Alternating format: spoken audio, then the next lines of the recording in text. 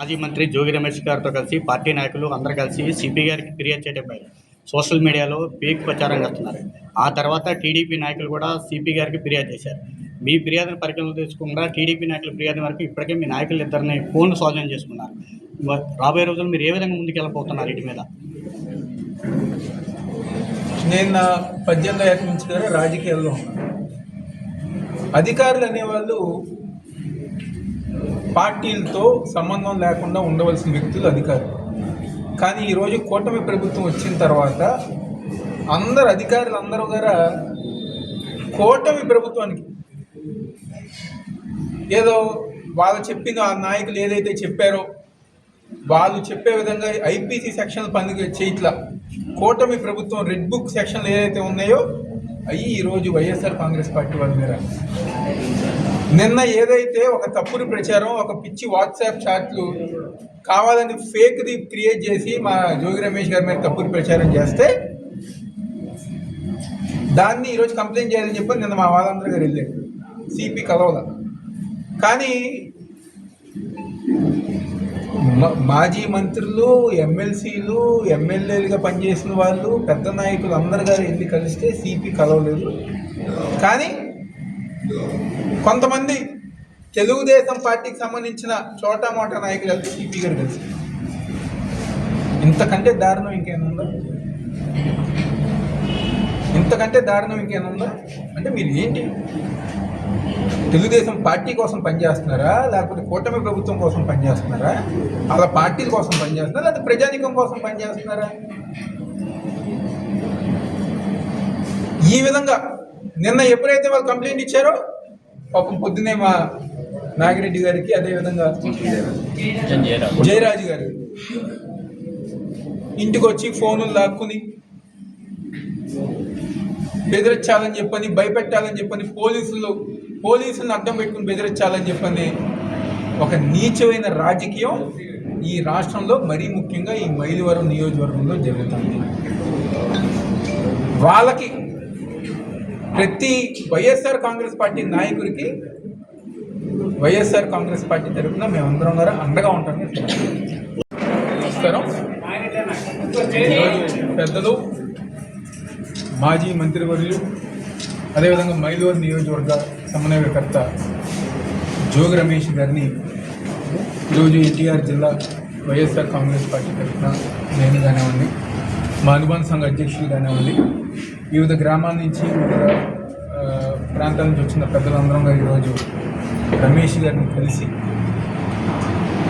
ఏదైతే వైఎస్ఆర్ కాంగ్రెస్ పార్టీ ఎన్టీఆర్ జిల్లా జోగి రమేష్ గారి మీద ఏదైతే కూటమి ప్రభుత్వం ఒక తప్పుడు ఆరోపణలు కానివ్వండి, లేకపోతే ఏదో ఒక రకంగా ఆయన ఇబ్బంది పెట్టాలని చెప్పని ఏ విధంగా అయితే చూస్తుందో వాళ్ళు చేసే నీచ రాజకీయాలు, వాళ్ళు చేసే పిచ్చి రాజకీయాలు ఏదైతే ఉన్నాయో వాటినన్నిటిని కూడా జోగి రమేష్ గారు ఎదుర్కొంటూ ముందుకెళ్తున్నారు. ఆయనకి అండగా ఈరోజు ఎన్టీఆర్ జిల్లా వైఎస్ఆర్ కాంగ్రెస్ పార్టీ పూర్తిగా ఆయనకు అండగా ఉండటానికి చెప్పడానికి ఈరోజు మేమందరం కలుగుతాం. ఈరోజు చంద్రబాబు నాయకత్వంలో కూటమి ప్రభుత్వం అధికారంలోకి వచ్చిన ఈ యొక్క 15 నెలల్లో సంక్షేమ కార్యక్రమాలు, అభివృద్ధి కార్యక్రమాలు చేయకుండా ఈరోజు ప్రజానీకం ఎక్కడ ఆ ఒక కార్యక్రమాలు అడుగుతారని చెప్పని అడిగిన వెంటనే ఇలాంటి తప్పుడు కేసులు మా వైఎస్ఆర్ కాంగ్రెస్ పార్టీ మీద, మా నాయకుల మీద పెట్టడం జరుగుతుంది. ఎందుకంటే మరీ ముఖ్యంగా జోగి రమేష్ గారు బీసీ సామాజిక వర్గం సంబంధించిన నాయకులుగా ఈ రాష్ట్రంలో బడుగు బలహీన వర్గాలకి అండగా ఉంటూ, ఇంకో పక్క జగన్మోహన్ రెడ్డి గారికి అండగా ఉంటూ, అన్ని విధాలుగా వైఎస్ఆర్ కాంగ్రెస్ పార్టీ తరఫున ఏదైతే కూటమి ప్రభుత్వం చేస్తున్న అన్యాయమైన కార్యక్రమాలు ఉన్నాయో దాన్ని వ్యతిరేకిస్తూ మీడియా ముందు కానివ్వండి, లేకపోతే డైరెక్ట్గా అధికారులతో కానివ్వండి, ఆ కూటమి నాయకులతో పోరాటం చేస్తుంటే చూసి తట్టుకోలేక ఒక అబద్ధపు కేసు మొన్నగారి ఛాలెంజ్ విసిరారు. చంద్రబాబు నాయుడికి, లోకేష్కి తిరుపతి వస్తారా, లేకపోతే అమ్మవారి సాక్షిగా మీరు నిజం చెప్పండి, లేకపోతే ప్రమాణం చేసి నేను నిజం చెప్తానని చెప్పని జోగి రమేష్ గారు ఛాలెంజ్ చేశారు. అదేవిధంగా సిబిఐ ఎంక్వైరీ గారు వేయండి, ఇలా ఈ విషయంలో దమ్ముగా ధైర్యంగా సిబిఐ ఎంక్వైరీ గారు మీరు వెయ్యండి అని చెప్పని అడిగిన వ్యక్తి జోగి రమేష్ గారు. అవన్నీ కాకుండా ఈరోజు వాళ్ళకు సంబంధించిన మీడియాలో కానివ్వండి, లేకపోతే వాళ్ళ సోషల్ మీడియాలో కానీ ఒక తప్పుడు ప్రచారం ఈరోజు కూటమి నాయకులు చేసుకుంటూ ముందుకు వెళ్తున్నారు.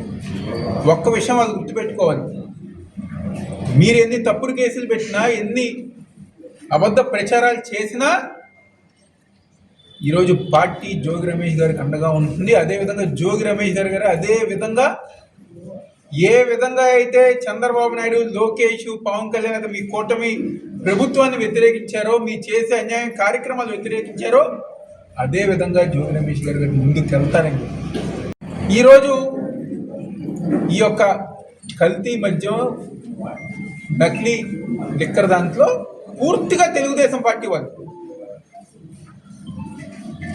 చంద్రబాబు కానివ్వండి, లోకేష్ కానివ్వండి,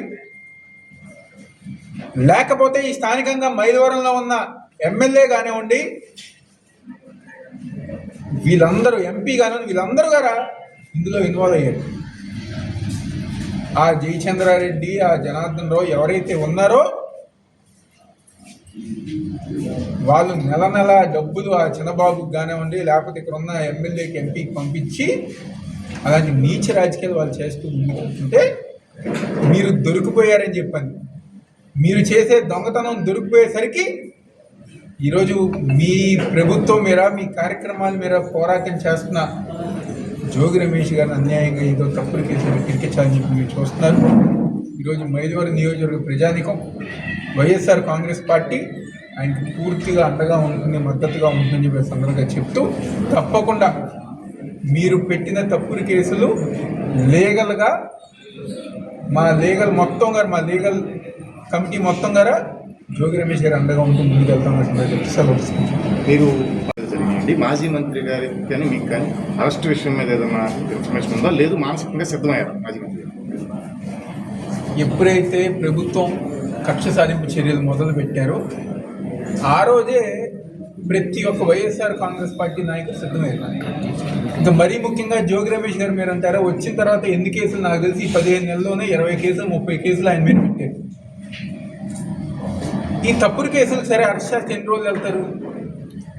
వారమా, 2 వారాలు. చివరికి పాపం వాళ్ళ అబ్బాయి అమెరికాలో చదువుకుని ఎంత ఉన్నతమైన ఉద్యోగం చేసిన రాజీవ్ గారు తప్పుడు కేసుతో పాపం 2 వారాలు జైల్లో పెట్టడం జరిగింది.